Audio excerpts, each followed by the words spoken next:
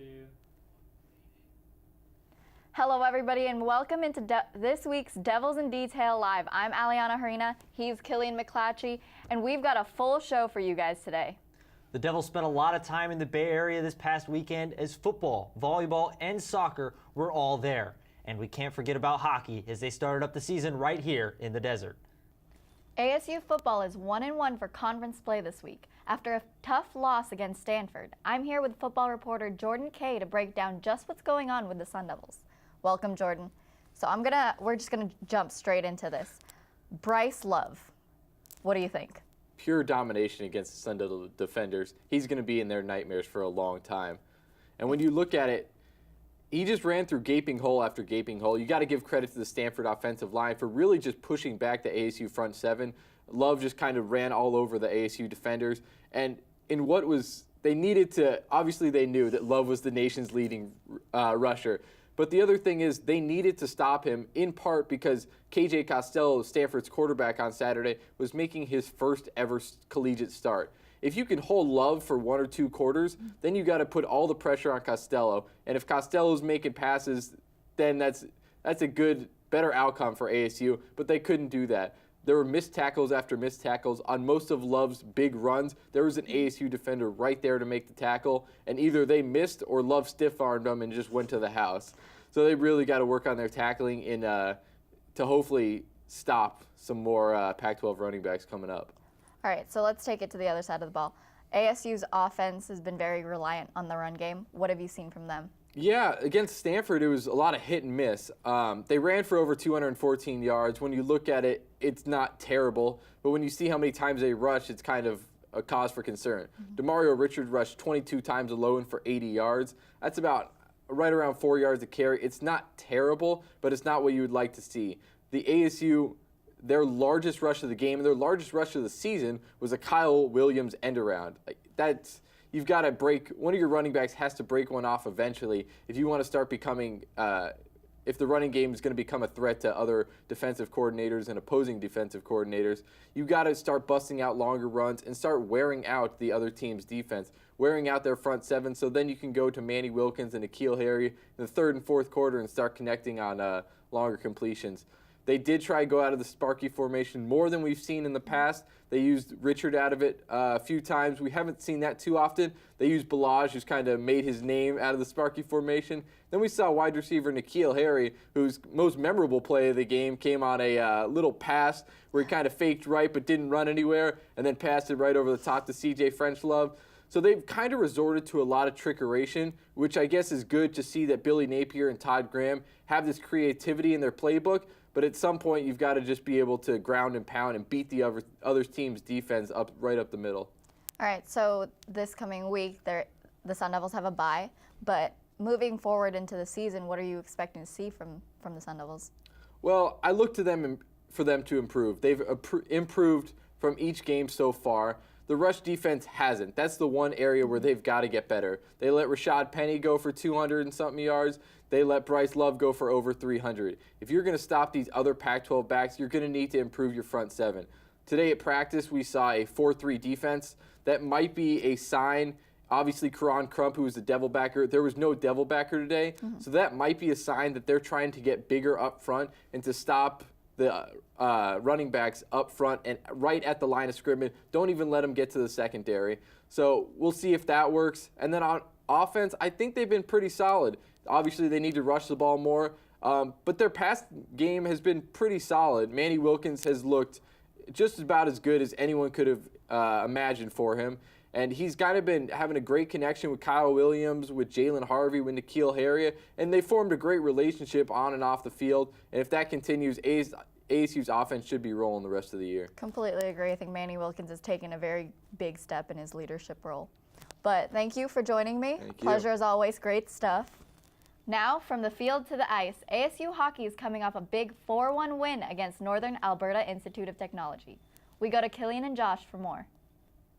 Thanks, Alyanna. We've got a new face in here today, Mr. Josh Schaefer. Welcome in, and welcome to Devils in Detail. We're glad to have you on here.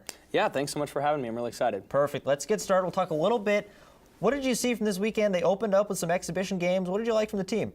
Well, the Arizona State hockey team, I think, has a lot to prove coming into the season. According to NeutralZone.net, they had the #9 recruiting class in the country. Of course, I think that had a lot to do with one of the biggest recruits in the country, Austin Lemieux, who's actually going to be redshirting this year, so we'll have to wait a year to see him play.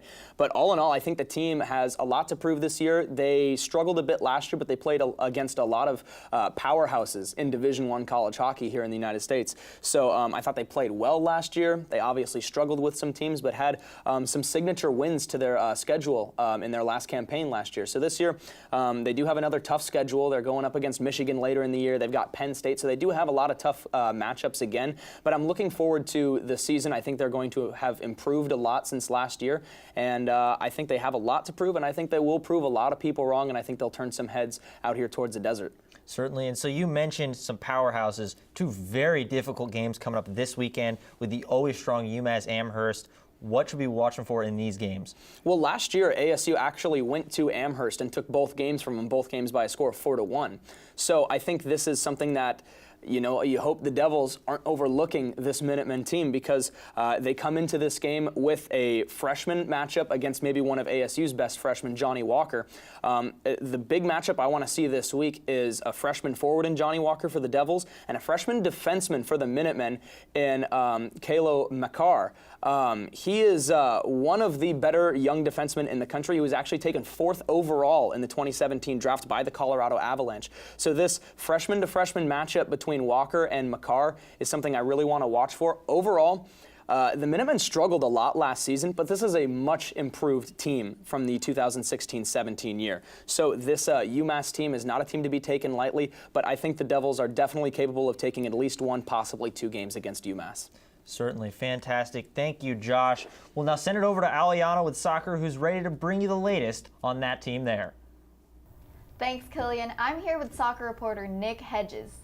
Thanks for joining me, Nick. So let's just get straight into this.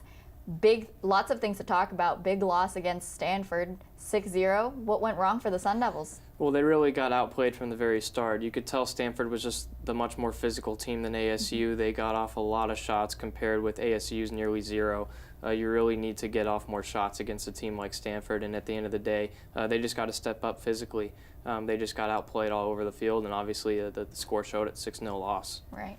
So the Sun Devils have played quite a variety of opponents, with their win against Oregon State and then a tie against Cal and then this big loss against Stanford. What have we learned watching the Sun Devils? Well, we've learned that they have some potential, but their talent is very inconsistent. You know, they've really showed at times that they are a good team. That 1-1 draw against Cal, I think, surprised a lot of people. But at the same time, you're losing to Stanford 6-0. So I think that they have shown that there's plenty of talent there. Obviously, Gemma Perfield is leading the team, and you have freshman talent like Olive Jones that I think is really going to help shore up the back end. But at the end of the day, you got to stay consistent. You can have talent all day long, but you got to play better.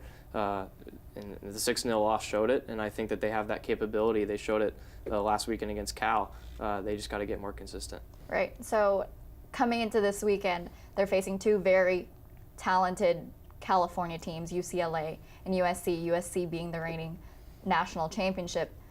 What are you looking forward from the Sun Devils? Well, I'm looking for them to struggle, to be completely honest. You know, the two really tough teams coming into Tempe this week. Obviously, as you said, USC, the reigning national champions, and UCLA, they're the #1 team in the country right now, and they've been nearly unbeatable. So it's going to be really tough for the Sun Devils. I think, as I said with Stanford, I think they really need to get more physical. They can't be afraid to stand up to these bigger, better teams, and they just got to put their foot down and just go. They really got to take advantage of their opportunities, and they got to score when they can, really, because they aren't probably going to get that many opportunities. But at the end of the day, I think it's really hard to see them competing against either of these teams. But, you know, they could surprise us. We don't know. We certainly don't. Great stuff as always. Thank you so much for joining me. If you want more from Nick and the rest of the soccer coverage team, make sure to visit devilsindetail.com. Now we go to Killian and Carson to break down what's going on with the volleyball team. The ASU volleyball team has had a rough start to conference play, but the Devils return home this weekend, and we have Carson Field here to talk a little bit about them. Carson, how you doing? First time back behind the desk in a little while. It's good to be back. All right, welcome back. We'll get right into it. We'll take a small step backwards and talk some about the weekend road trip. They faced Stanford and Cal in losses in the Bay Area. What did you see from those two matches? As you mentioned, they were both losses and both sweeps, so it was a very rough weekend for the Sun Devil volleyball. The first matchup against Stanford was a little more understandable, though, because Stanford is the #2 team in the nation. They didn't play well in the match. They allowed 3 service aces in a row in the first set, that can never happen if you want to have any chance to win a game.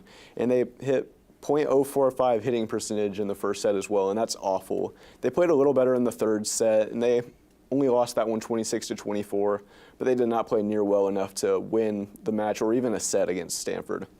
And then in the second matchup of the weekend, this was a little bit, probably more of a disheartening matchup for the Sun Devils, as Cal is not quite the caliber of some of the other Pac-12 opponents they've played this year, and yet they still got swept. They played awful, though. They allowed 22 errors and hit for a percentage of .115 in the entire match, and you can't hope to win in the Pac-12 if you play that poorly. Yeah, certainly, just like you said, you cannot have that many errors and play that poorly to beat a team such as a #2 ranked team like Stanford. Now, we'll head back to the future a little bit. The LA schools coming to Tempe, USC and UCLA. Give us a little bit of preview for this weekend upcoming. USC and UCLA are 2 of the top teams in the Pac-12 and in the nation, and both are ranked in the top 15. And USC is coming into this game really hot. They're 4-0 in conference, and they defeated Washington, who's also highly ranked. So this will pose a tough matchup for the Sun Devils, as they still haven't won a conference game. But it will be a home game, so possibly they could take a set, but it's unlikely that they win the match against a high-caliber USC team that has been a volleyball powerhouse for the past few years. And then UCLA is also highly ranked. They're 13th in the nation. They're 2-2 in Pac-12 play, so they struggled a little bit recently, and they lost to Colorado. But it's still going to be a more talented and more experienced team than the Sun Devils. UCLA made it to the Elite Eight, so the Bruins definitely have an advantage going into this match. Certainly, there are no easy matches in the Pac-12 for volleyball. None at all. Definitely. Thank you very much, Carson. Well, it looks like the Southern California teams are coming to take over Tempe this weekend. Yeah, most certainly. I guess I wanted to get out of LA. I mean, looking for a little something warmer, maybe. I don't know. Get out of the beautiful weather. The I don't really beach. know about that choice.